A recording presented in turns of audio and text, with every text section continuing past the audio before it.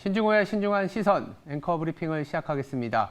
지난주 후반 미 증시는 상반기를 아주 기분 좋게 끝냈습니다. 바로 이 PC 물가 연준에서 굉장히 중요하게 보고 투자자들도 이 긴축이 조금 더 강해지는 거 아니냐라는 우려 속에서 나왔는데 예상치를 하회하고 3%대로 들어오다 보니까 환호성을 질렀습니다.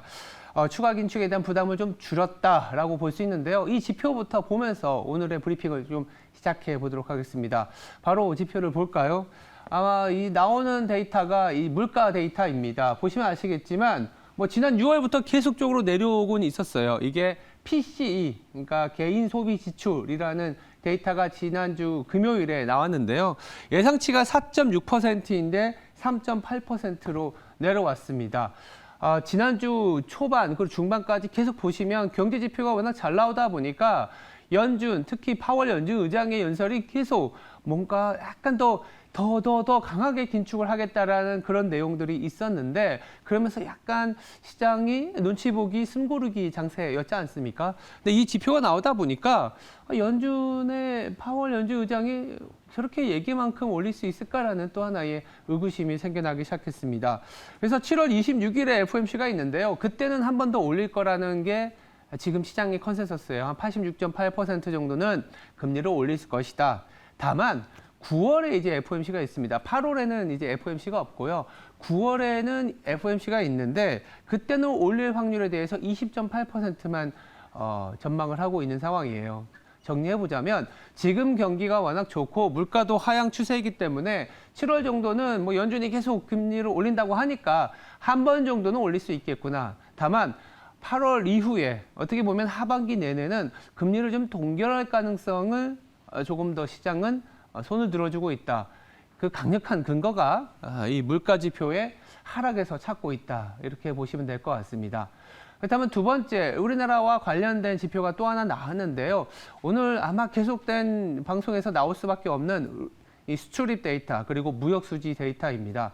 육안으로 보시기에도 빨간색이 거의 15개월 가까이. 그래서 언론에서도 이 무역 수지 적자에 대한 얘기 상당히 많았을 텐데요. 드디어 지난주 일요일에, 그러니까 토요일이네요. 토요일이 7월 1일, 매월 1일에 우리나라 수출 데이터가 나오는데 드디어 플러스로 돌아섰습니다. 물론 이 부분을 축소, 평가하는 부분들도 있습니다. 수출이 늘어나서가 아니라 수입이 더 빠르게 줄어들다 보니 이 불황형 흑자, 무역 수지가 플러스로 돌아선 거 아니냐. 근데요, 경기가 돌아섰을 때는 불황형 흑자부터 나기 시작해야 됩니다. 그래야 바닥을 찍고 올라가면 이제 수출이 늘어나면서 매출도 늘어나고 매출이 늘어나면 당연히 기업 이익이 늘어나는 부분인데 이렇게 흑자로 돌아선 거에 가장 중요한 요인은 아무래도 이제 에너지 가격의 하락이 있습니다. 에너지 가격 하락을 생각해 보면 이 흑자 부분은 가만히 앉아 있어도 다음 달, 그 다음 달에도 늘어날 가능성이 상당히 높아 보입니다.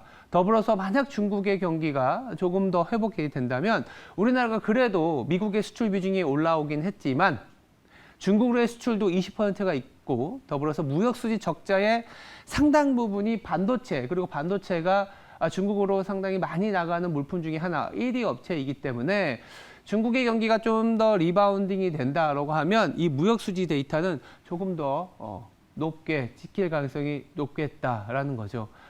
가장 기나긴 좀 안 좋았던 사이클이 지난 1월 연초였고 조금씩 개선돼서 플러스를 보였습니다. 그렇다면 7월의 실적 시즌에는 아마도 이 무역 데이터가 이익률로 전환이 되면서 이익률이 나쁘지 않은 모습을 보여주지 않을까.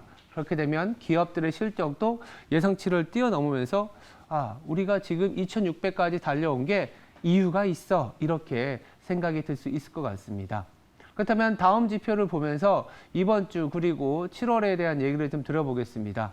우리나라의 경기 선행지수와 동행지수입니다. 그동안에는 동행지수는 올라왔었는데 이 선행지수가 내려오면서 이제 선행지수가 내려왔다는 건 동행지수가 크게 꺾일 수밖에 없는 거 아니냐 이런 얘기들이 있었을 텐데요.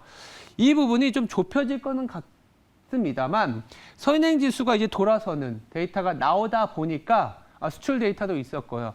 이런 선행지수가 돌아서는 상황이 나오다 보니까 이제 우리나라 경기 저점 내지는 바닥에 대한 인식이 더 강해지는 것 같습니다.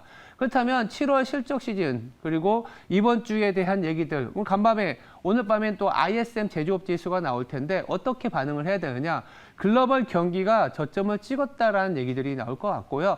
원화가 다시 강세로 갈 수 있는 그런 근거거리를 제공해 줄 수가 있습니다. 그렇다면 어떻게 되냐 하면 외국인들이 6월은 어떻게 보면 계속적인 매도 일관적이었어요. 강하게 매도하진 않았지만 그래도 매도 압력이 높아졌는데 조금씩은 외국인들이 매수의 전환점을 마련해 주는 게 7월의 초순 그리고 중순의 실적 시즌이고 실적 시즌의 외국인들은 결국 좀 상대적으로 싼 업종, 상대적으로 좀 덜 오른 업종에 눈이 더 갈 것 같습니다. 밸류에이션 매력이 높은 업종들이 지금 시크리컬과 리오프닝이 있다 보니까 기존의 주도주들은 이 실적을 챙겨가면서 조금은 눈높이를 맞춰가는 과정에서의 시장을 좀 유지해주는 정도고 뭔가 약간 이제 좀 순환매가 더 진행이 되는 그런 국면이지 않겠냐? 순환매의 대상을 누군가 사줘야 되잖아요. 외국인이 사줄 것 같다라는 얘기를 좀 드리고 싶습니다. 그 근거거리는 앞서 물가가 좀 하락하고 있기 때문에 긴축의 압력이 줄어들면 달러가 좀 약해질 수 있고 무역 수지가 돌아섰기 때문에 환율이 안정을 찾을 수 있는 부분. 그러면 외국인들이 우리나라 들어올 텐데 무엇을 살까? 조금 소외되어 있거나 이제 좀 회복이 될 수 있는 업종을 좀 사지 않겠냐 이렇게 정리를 해드릴 수 있을 것 같습니다.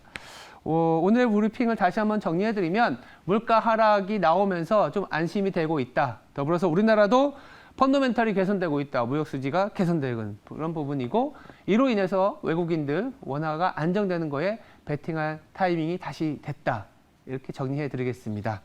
지금까지 신중한 시선이었습니다. 오늘 하루도 성투하시기 바랍니다. 감사합니다.